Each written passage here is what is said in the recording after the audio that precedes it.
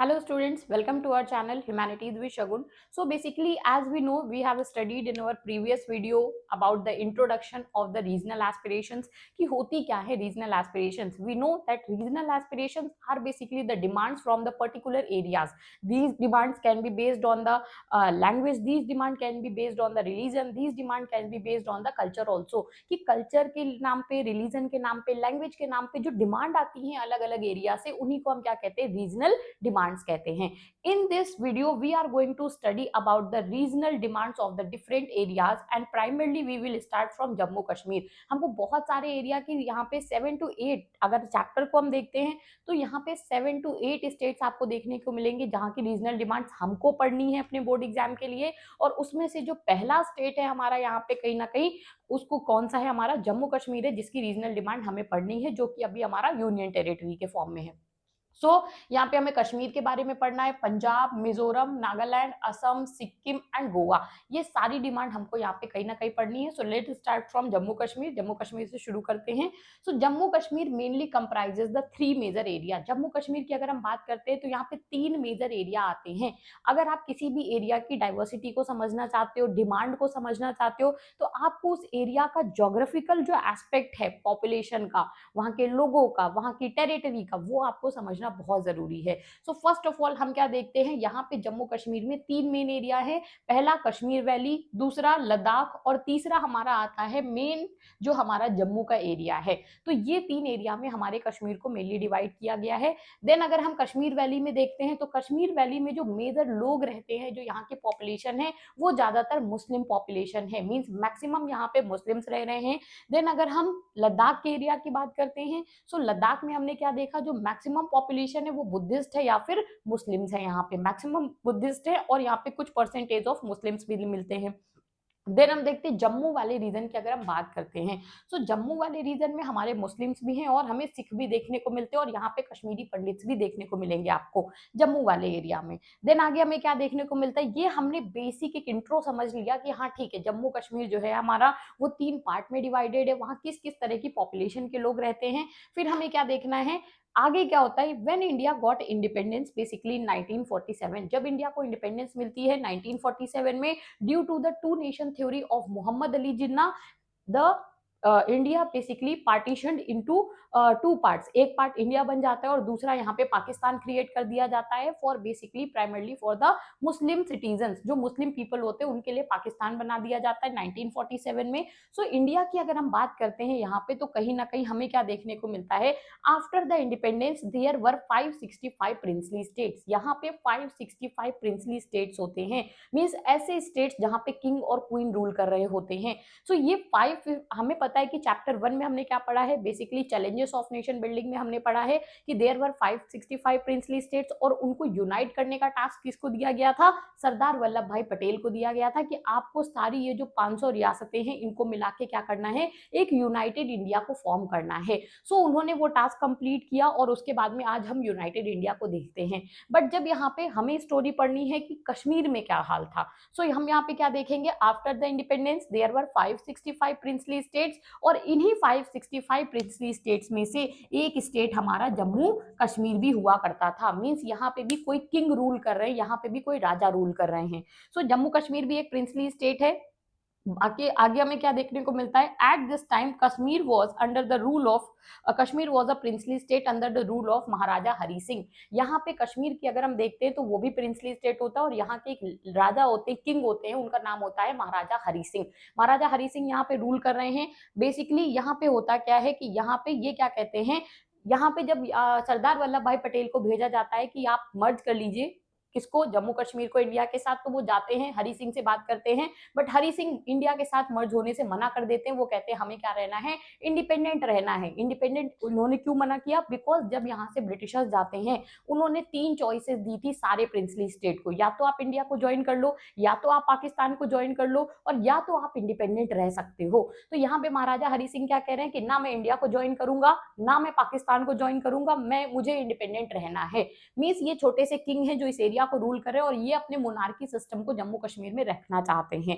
Means हमें ये समझ में आएगा कि जम्मू कश्मीर में अभी मोनार्की चल रही है इस टाइम पे, और महाराजा हरि सिंह ने मना कर दिया है इंडिया के साथ मर्ज होने से। जब ये मना कर देते हैं तो इसी पे टाइम पे क्या होता है, but Kashmir became the independent state, nor joint India nor Pakistan. Kashmir क्या बन जाता है, एक इंडिपेंडेंट स्टेट बन जाता है, ना उसने इंडिया को ज्वाइन किया ना पाकिस्तान को ज्वाइन किया।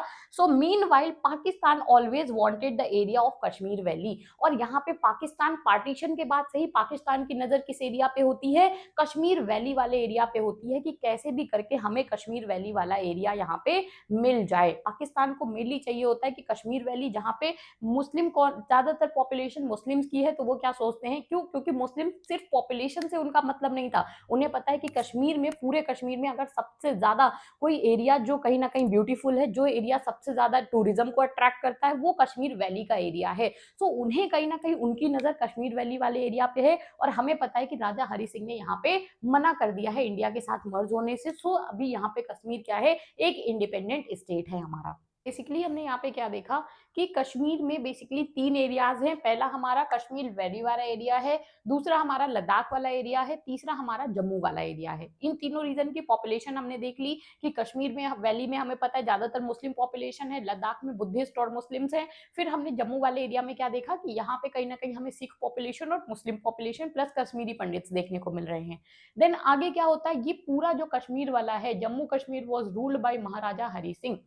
यहाँ पे जो महाराजा हरि सिंह है वो किसको रूल कर रहे हैं, जम्मू कश्मीर को रूल कर रहे हैं। वो यहाँ पे कहीं ना कहीं, अब अगर महाराजा बोला जा रहा है इट मींस किंग है वो, तो यहाँ पे कौन सा सिस्टम चल रहा है, बेसिकली महाराजा हरि सिंह किस चीज को चला रहे हैं, मोनार्की सिस्टम को चला रहे हैं in Jammu Kashmir. So monarchy was privileged in Jammu Kashmir under the rule of Maharaja Hari Singh. अब यहाँ पे मोनार्की चल रही, दूसरी ही साइड में हमें क्या देखने को मिलता है, क्योंकि इंडिपेंडेंस के बाद से हमने क्या देखा था, चैलेंजेस ऑफ नेशन बिल्डिंग में हमने देखा था Jawaharlal Nehru basically adopted 2 things. पहला उन्होंने क्या कहा, इंडिया में 2 मेन ऑब्जेक्टिव थे कि पहला डेमोक्रेटिक फॉर्म ऑफ गवर्नमेंट, दूसरा हमारे को वेलफेयर करना है of all sections of the society. So यहाँ पे हमें क्या देखने को मिलता है, जो कहीं ना कहीं हमने ये देखा कि meanwhile a secular leader in Jammu Kashmir named Sheikh Abdullah form the party that is known as National Conference. इसी टाइम पे यहाँ पे एक लीडर निकल के आएंगे, क्योंकि इंडिया ने तो डेमोक्रेसी अडॉप्ट कर ली है और जम्मू कश्मीर ने क्या किया है, यहाँ पे मोनार्की सिस्टम चल रहा है, तो यहाँ पे एक लीडर निकलेंगे, वो बोलेंगे कि डेमोक्रेसी ही हमको भी चाहिए यहाँ पे। सो बेसिकली लीडर है, नाम है इनका शेख अब्दुल्ला, बहुत इंपॉर्टेंट है ये नाम, बहुत बार पूछा जाता है कि यहाँ पे किसने डिमांड की थी डेमोक्रेसी की एग्जाम में। सो शेख अब्दुल्ला यहाँ पे पार्टी को फॉर्म करेंगे, जिस पार्टी का नाम होगा नेशनल कॉन्फ्रेंस। क्वेश्चन आता है national conference formed by which leader, या फिर ये जो शेख अब्दुल्ला ने कौन सी पार्टी फॉर्म की थी, ये एमसीक्यू में बोर्ड में आता है। देन हम क्या देखते हैं, अगेंस्ट द मोनार्की, यहाँ पे इन्होंने ये जो नेशनल पार्टी फॉर्म की है, the objective of the national party to basically bring the democracy in Jammu Kashmir and remove the monarchy system जो कि महाराजा हरि सिंह यहाँ पे चला रहे हैं। तो ये क्या कह रहे हैं कि यहाँ से हमें मोनार्की को हटाना है and started a popular struggle against Hari Singh. इन्होंने हरि सिंह के अगेंस्ट क्या कर दिया, एक स्ट्रगल स्टार्ट कर दिया लोगों को कश्मीर के अपने साथ लेकर के, कि कहीं ना कहीं जो भी इन्हें फॉलो कर रहे हैं, इनकी बात सुन रहे हैं, वो लोग क्या करें, यहाँ पे डेमोक्रेसी को कश्मीर में लाने की कोशिश करें, ताकि डेमोक्रेसी से इलेक्शन हो और ये गवर्नमेंट को फॉर्म करें यहाँ पे। इन्हें नहीं चाहिए था कि कोई किंग या क्वीन यहाँ पे रूल करता रहे। सो हिज पार्टी बेसिकली, और ये जो ये पॉलिटिक्स कर रहे थे कश्मीर के लोगों के साथ, इस पॉलिटिक्स को इनकी क्या बोला जाता है, कश्मीरियत बोला जाता है। ठीक, आगे हमें क्या देखने को मिलता है यहाँ पे, कहीं ना कहीं ही wanted democracy in Jammu Kashmir same as India. और ये सारी जो कश्मीरियत वाली पॉलिटिक्स है ये चल क्यों रही है, क्योंकि इनको डेमोक्रेसी लानी है कहाँ, जम्मू कश्मीर में डेमोक्रेसी लानी है। ये हमने देख लिया कि शेख अब्दुल्ला का क्या रोल है। आगे हमें क्या देखने को मिलता है, मीनवाइल इन अक्टूबर 1947 हमें पता है कि हमारा कहीं ना कहीं पार्टीशन हुआ है। उसके बाद में हमें क्या देखने को मिलता है, अगस्त 1947 में पार्टीशन हुआ है, इंडिया अलग है, पाकिस्तान अलग बना है। और यहाँ पे अक्टूबर में ही क्या होता है, 1947 में Pakistan started funding the tribal invasion इन कश्मीर। पाकिस्तान क्या करेगा, जो वहां के ट्राइबल्स होंगे, जो आसपास के एरिया में रह रहे हैं पाकिस्तान में, उनको पैसा देके, उनको मिलिट्री वेपन्स देके, उनको आर्म्स प्रोवाइड करके, उनको फाइनेंशियल एड प्रोवाइड करके कश्मीर वाले एरिया में एंटर करवाना स्टार्ट कर देगा। क्यों ये एंटर करवा रहे हैं, because Pakistan want to snatch the Kashmir valley area. ये पाकिस्तान हमेशा से चाहता था कि ये जो कश्मीर वैली वाला एरिया है ये किसके हाथ में आ जाए, पाकिस्तान के हाथ में चला जाए। तो तो पाकिस्तान यहाँ पे ट्राइबल्स भेजना स्टार्ट कर देगा।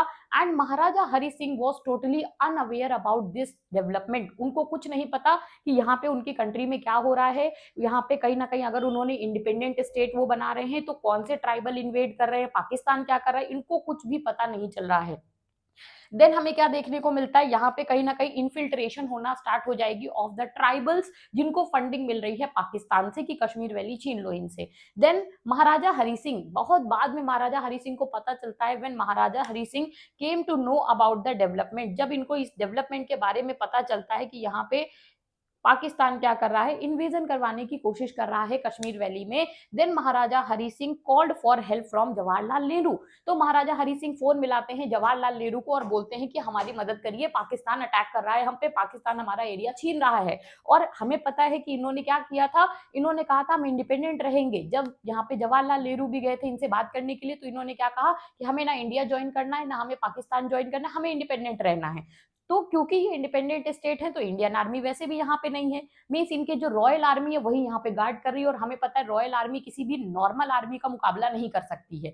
तो हमें यहाँ पे क्या देखने को मिलता है कि ये नेहरू से मदद मांगते हैं, बिकॉज इंडिया के पास उस टाइम पे क्या थी, इंडियन आर्मी थी, नेवी थी, एयरफोर्स थी। सो कहीं ना कहीं इन्हें लगता है कि अगर इंडिया हमारी मदद कर देगा तो हम पाकिस्तान के जो ट्राइबल्स हैं इनको हटा देंगे यहाँ से और हम इंडिपेंडेंट स्टेट बने रहेंगे। तो ये जाते हैं जवाहरलाल नेहरू से हेल्प मांगने। जवाहरलाल नेहरू इनसे क्या कहते हैं, Jawaharlal Nehru help Maharaja Hari Singh on one condition. Jawaharlal Nehru यहाँ पे कहते हैं कि हम आपकी मदद करेंगे, लेकिन एक कंडीशन पे करेंगे, that you have to sign the instrument of accession with India and make the Kashmir part of India. आप एक काम करोगे, हमारे साथ में एक इंस्ट्रूमेंट साइन करोगे, एक एग्रीमेंट साइन करोगे जिसको इंस्ट्रूमेंट ऑफ एक्सेशन बोला जाता है, और आप फॉर्मली जम्मू कश्मीर को किसका पार्ट बना दोगे, इंडिया का पार्ट बना दोगे। और जैसे ही जम्मू कश्मीर इंडिया का पार्ट बनेगा, वैसे ही हमें पता है कि हमारी कंट्री अपनी टेरिटरी को प्रोटेक्ट करने के लिए कहीं ना कहीं क्या है, एंटाइटल्ड है।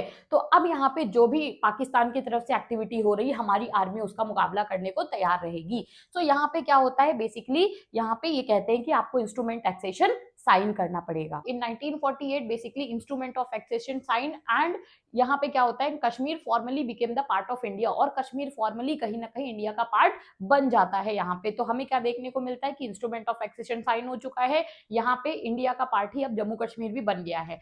As we know, Pakistan already aided the tribal infiltration in Kashmir. हमें पता है कि यहाँ पे पाकिस्तान क्या करने की कोशिश कर रहा है, पहले से ही पाकिस्तान की नजर कश्मीर वैली वाले एरिया पे, और वो क्या कोशिश कर रहे हैं कि कश्मीर वैली वाले एरिया को कैसे भी हम कैप्चर कर लें, अपने कंट्रोल में ले लें। तो हमें पता है कि इंस्ट्रूमेंट ऑफ एक्सेशन साइन होने से पहले ही पाकिस्तान ने क्या किया था, अपने ट्राइबल पॉपुलेशन को इन्होंने एड देके, फंडिंग देके, वेपन्स देके कहीं ना कहीं कश्मीर वैली वाले एरिया में भेजना शुरू कर दिया था। यहाँ पे ट्राइबल्स आ चुके हैं और ट्राइबल्स इस वाले एरिया को, ये जो हमारा कहीं ना कहीं एरिया था, ये जो एरिया है हमारा, ये जो एरिया है इधर वाले एरिया को यहाँ पे क्या हो चुका है, ये एरिया हमारा कैप्चर हो चुका है। Jawaharlal Nehru basically the then Indian prime minister seek help in January 1948 went to United Nations. Jawaharlal Nehru जो इस टाइम पे क्या है, इंडिया के प्राइम मिनिस्टर हैं, कहीं ना कहीं वो क्या करते हैं, जनवरी 1948 में ये जाते हैं यूनाइटेड नेशंस में। क्यों, क्योंकि हमें पता है कि इस वाले एरिया में पाकिस्तान के ट्राइबल जो हैं वो यहाँ पे आ चुके हैं और उनका कब्जा है। क्यों, क्योंकि कश्मीर अब पूरा क्या बन चुका है, ये पूरा इंडिया का पार्ट बन चुका है। सो यहाँ पे कहीं ना कहीं इंडियन टेरिटरी पे कश्मीर के जो इंडियन टेरिटरी जो कि कश्मीर है, वहां पे क्या हो चुका है, पाकिस्तान के ट्राइबल्स हैं। तो इसलिए ये पहली चीज तो इनसे स्टैंड ऑफ होगा हमारा, और स्टैंड ऑफ होने के बाद आर्मी डिप्लॉय कर दी जाएगी, और इस इशू को रिजॉल्व करने के लिए जवाहरलाल नेहरू कहां जाएंगे, यूनाइटेड नेशंस में जाएंगे। हमें पता है यूनाइटेड नेशंस बनाया ही गया था after the world war two, conflict को रिजॉल्व करने के लिए, कि कोई भी कॉन्फ्लिक्ट कंट्रीज के बीच में होता है तो यूनाइटेड नेशंस उसको रिजॉल्व करेगा। उस टाइम पे यूनाइटेड नेशंस के प्रेसिडेंट कौन है, ट्रिगवली हैं यहाँ पे। और ये क्या करते हैं, इन अप्रैल 1948 UN give the 3 point proposal. यहाँ पे हमें क्या देखने को मिलता है कि यहाँ पे जैसे ही जवाहरलाल नेहरू इनसे बात करते हैं, इनको सारी सिचुएशन बताते हैं, तो ये यहाँ पे 3 पॉइंट प्रपोजल देते हैं। कौन, यूनाइटेड नेशंस जो होता है वो बोलते हैं कि हम आपको 3 पॉइंट प्रपोजल दे रहे हैं दोनों कंट्रीज को, बोथ इंडिया एंड पाकिस्तान के, आप इस इशू को इस तरह से रिजॉल्व कर सकते हो। क्या होता है ये 3 पॉइंट प्रपोजल? तो यहाँ पे पहला क्या बोला जाता है बात, the tribal population from the Pakistan which invaded the Kashmir valley will go back to Pakistan. पहली चीज क्या बोली गई कि जितने भी ट्राइबल जो कि कश्मीर के एरिया में चले आए थे, इन्फिल्ट्रेट किया था, जिन्होंने इन्वेड करने की कोशिश की थी कश्मीर वैली को, वो वापस कहाँ जाएंगे? वापस से पाकिस्तान जाएंगे। दूसरा इन्होंने बोला यहाँ पे कि India should maintain the law and order by reducing the forces in Kashmir. जैसे ही इनके ट्राइबल वापस जाएंगे वैसे ही इंडिया क्या करेगा? अपनी आर्मी को यहाँ पे कम करेगा, लॉ एंड ऑर्डर की सिचुएशन को ईज करने के लिए। देन थर्ड यहाँ पे क्या बोला गया, that plebiscite in the Kashmir will be conducted. और जब ये दोनों चीजें हो जाएंगी, पाकिस्तान के जो ट्राइबल्स हैं वो पाकिस्तान वापस चले जाएंगे, इंडिया अपनी फोर्सेस को कम कर लेगा यहाँ पे, तो यहाँ पे क्या बोला गया कि यहाँ पे प्लेबिसाइट कंडक्ट करवाया जाएगा। मींस यहाँ पे लोगों से पूछा जाएगा that either you want to join India, either you want to join Pakistan, और you want to remain independent, कि आप इंडिया के साथ जाना चाहते हो या पाकिस्तान के साथ, या आप इंडिपेंडेंट रहना चाहते हो। ये 3 पॉइंट प्रपोजल कहीं ना कहीं यहाँ पे दिया गया। लेकिन ये प्रोग्राम कंप्लीटली, ये जो प्रपोजल था, but this plan got failed, ये फेल हो जाता है। क्यों फेल हो जाता है? Because neither of the party basically agreed to follow this. यहाँ पे ना पाकिस्तान अपने ट्राइबल्स को वापस बुलाएगा, ना इंडिया अपने फोर्सेस को कम करेगा, और ना ही यहाँ पे कभी भी प्लेबिसाइट कंडक्ट कराया जाएगा। इसलिए हमें क्या देखने को मिलेगा कि ये जो 3 पॉइंट प्रोग्राम यहाँ पे था, कहीं ना कहीं वो कंप्लीटली यहाँ पे फेल हो जाएगा। सो बेसिकली हमको यहाँ पे क्या पता है कि कहीं ना कहीं यहाँ पे जब ये स्टैंड ऑफ वाली सिचुएशन आ जाती है, जवाहरलाल नेहरू कहाँ पे गए हैं? जवाहरलाल नेहरू यूनाइटेड नेशंस के पास गए, उसने 3 पॉइंट प्रपोजल दिया है जो कहीं ना कहीं फेल हो जाते हैं। और उसके फेल होने के बाद, after the failure of the 3 point proposal given by the United Nations, यहाँ पे जब ये प्रपोजल फेल हो जाता है, both India and Pakistan claimed on independent Kashmir. India और पाकिस्तान दोनों किस पे क्लेम कर रहे हैं कि इंडिपेंडेंट कश्मीर उनका है? पाकिस्तान कह रहा है इंडिपेंडेंट कश्मीर उनका पार्ट है, इंडिया कह रहा है इंडिपेंडेंट कश्मीर उनका पार्ट है। सो मीनवाइल यहाँ पे दोनों क्लेम कर रहे हैं इंडिपेंडेंट कहीं ना कहीं कश्मीर को, एंड मीनवाइल इन कश्मीर यहाँ पे क्या चल रहा होता है? Sheikh Abdullah wanted to end all this.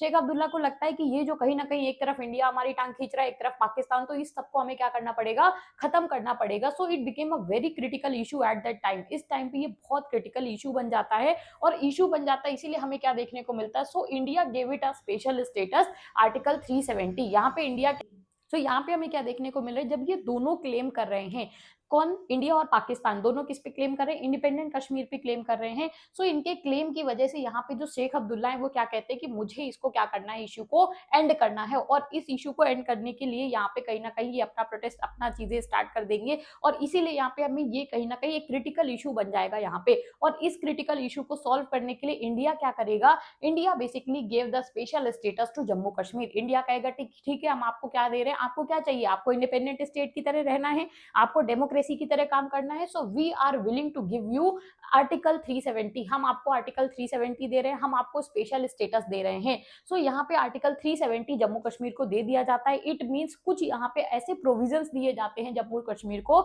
जिसकी वहां पे लोग भी अग्री कर रहे हैं, जिससे वहां पे कहीं ना कहीं हमें ये जो शेख अब्दुल्ला है वो भी अग्री कर लेंगे। तो यहाँ पे प्रोविजंस क्या होते हैं? आर्टिकल 370 जम्मू कश्मीर के जो मेन प्रोविजंस है उनको हम यहाँ पे देखेंगे। इट मींस इट मेंटेन्स, यहाँ पे क्या है बेसिकली, यहाँ पे जो इंडिया है वो क्या करेगा? कहीं ना कहीं इंडिया, यहाँ पे हमें क्या देखने को मिलेगा कि it means that India maintains only 3 areas. यहाँ पे इंडिया सिर्फ 3 एरिया को मेंटेन करेगा। कौन कौन से 3 area? Communication, defence and international relations in Jammu Kashmir. की इंडिया के पास सिर्फ 3 एरिया होंगे। वो जम्मू कश्मीर में कहीं ना कहीं डिफेंस को मेंटेन करके रखेगा, वो जम्मू कश्मीर का कम्युनिकेशन को मेंटेन करेगा, वो जम्मू कश्मीर के इंटरनेशनल रिलेशंस को मेंटेन करेगा। बाकी प्रोविजंस यहाँ पे हमें क्या देखने को मिलते हैं? Kashmir has its own constituent assembly. Kashmir की अपनी क्या होगी? एक कॉन्स्टिट्यूएंट असेंबली होगी विच maintains administration in Jammu Kashmir, जो जम्मू कश्मीर के पूरे एडमिनिस्ट्रेशन को यहाँ पे चलाने का काम करेगी। फिर आगे हम क्या देखते हैं? Any law applied in India can only be applicable in Jammu Kashmir when it is passed by the Jammu Kashmir legislature. जो भी लॉ इंडिया में चल रहा है वो जम्मू कश्मीर में तभी अप्लाई होगा जब जम्मू कश्मीर की लेजिस्लेटिव असेंबली उसको पास करेगी, उसको एक्सेप्ट करेगी, अदरवाइज वो वहां पे अप्लाई नहीं हो सकता है। फिर हम क्या देखते हैं? Jammu Kashmir has its own flag, anthem and the constitution. इनके पास क्या होगा? अपना फ्लैग होगा, अपना एंथम होगा और अपना कॉन्स्टिट्यूशन होगा। मींस इंडिया का फ्लैग, इंडिया का एंथम, इंडिया का कॉन्स्टिट्यूशन यहाँ पे अप्लाई नहीं होगा। देन हमें क्या देखने को मिलता है, नो आउटसाइडर और Indian from the other state can purchase the land और सेटल इन जम्मू कश्मीर। ना जम्मू कश्मीर में कोई लैंड ले सकेगा और ना ही यहाँ पे कोई सेटल हो सकेगा जो भी जम्मू कश्मीर से बाहर का है। सो ये कहीं ना कहीं हमारे आर्टिकल 370 के मेन प्रोविजंस होते हैं जो जम्मू कश्मीर को स्पेशल स्टेटस यहाँ पे दिया जाता है।